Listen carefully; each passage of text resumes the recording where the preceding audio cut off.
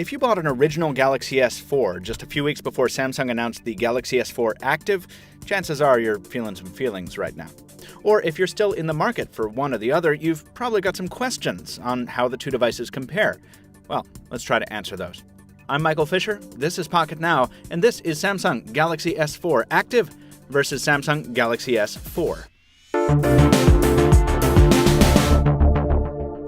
Because we've already given the Active a thorough look in our quick review, we're going to limit this video to directly comparing it to the stock edition S4 in the usual three areas: hardware, software, and performance. To make sure you don't miss future comparisons, subscribe here on YouTube and visit us at PocketNow.com and on our social media feeds. The Galaxy S4 Active takes the chassis of the Galaxy S4 and builds upon it. The Active is larger in every dimension, and even though we're talking millimeters here, the 15% increase in thickness over the S4 means you definitely feel it in the hand. And the increase in mass from 130 to 153 grams means you feel it in the pocket, too. Now, that's not necessarily a bad thing. We dinged the stock S4 in our review for feeling too plasticky, despite its relatively good looks, and the Active's extra bulk goes a long way toward overcoming that, if you like its in-your-face, rugged aesthetic. It feels better in the hand, too. Its satin finish nicer under the fingertips than the S4's hyperglaze. And obviously you won't feel the need to be as careful with the Active. Not because of any legitimate impact resistance or mil-spec ratings, but just because the Active's build won't show scratches and dings as easily. And then there's the Active's IP67 immersion and dust resistance ratings, which the S4 can't match at all without a case. But the Active makes some alterations to attain that capability. The biggest one is on the biggest component. The 5-inch display takes a kind of sideways step to LCD from AMOLED, a move we're not huge fans of, but which you might be, depending on your tastes. We're still talking about a 1080p 441 ppi panel here, so it's still beautiful. But we really hate to lose the heightened saturation and deep blacks that AMOLED provides.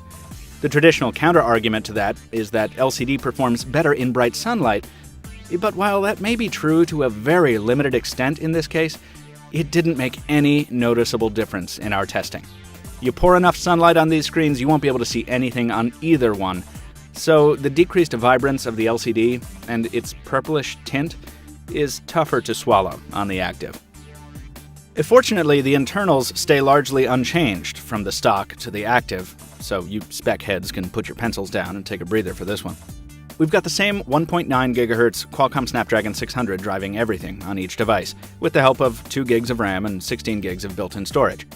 Because they're Samsung phones, you can count on that storage being expandable via microSD in each case, and you can also breathe a sigh of relief that the 2600 mAh battery stays the same across phones. And yes, even on the Active, it stays removable. The similarities continue in software, with both phones running a recent build of TouchWiz atop Android 4.2.2 Jelly Bean. If you like TouchWiz, you'll feel right at home on the Galaxy S4 Active.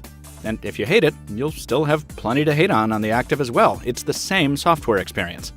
That said, apps like S-Health make a lot more sense on the Active, which is presumably the more attractive phone to folks who spend a lot of time exercising. And Samsung's clever integration of a stock Torch app on the Active is something we wish every smartphone featured. It's very handy. Also ported pretty much straight from the S4 to the Active is the Camera Suite, which features the same viewfinder format, itself a port of the Galaxy Cameras software. The interface is a little complex when you get down into the settings menus, but its excellent shooting mode carousel is easy to use and understand in each instance. The Active features a special Aqua shooting mode for underwater photos and videos, a mode that also enables the volume key as a shutter release, but it doesn't offer the S4's dual shot. And maybe more importantly to some, the Active's camera is an 8-megapixel sensor, down from 13 megapixels on its cousin.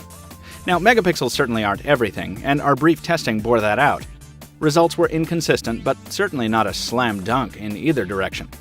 The S4 sometimes delivered warmer shots, and its 13-megapixel photos are certainly more zoomable than the Active's 8-megapixel shots, but both cameras do quite well outdoors, especially with HDR mode enabled. Indoor photos gave both devices a challenge. Overall, the stock S4's camera did exhibit a slight edge in most photos, with a little less noise and a little more detail in lower lit areas. But then, the Active can take photos underwater. So there's that. In terms of video, both devices can film in full 1080p resolution, but the S4's edge is a little more apparent here, with its video quite clean and clear, while the Active favors the purple end of the spectrum and is much more susceptible to wide swings in exposure and white balance.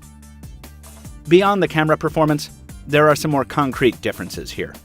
We've had another chance to evaluate voice calling between these two since our review landed, and voice does indeed take a big hit on the Active.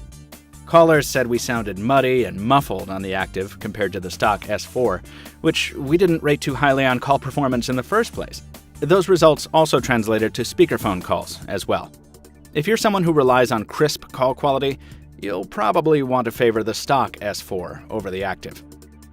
The Active also takes a slight hit in synthetic benchmarks, but thankfully that doesn't translate to software performance. It's just as responsive as the S4, and whether that's a plus or a minus depends on your feelings about the S4's stock software load.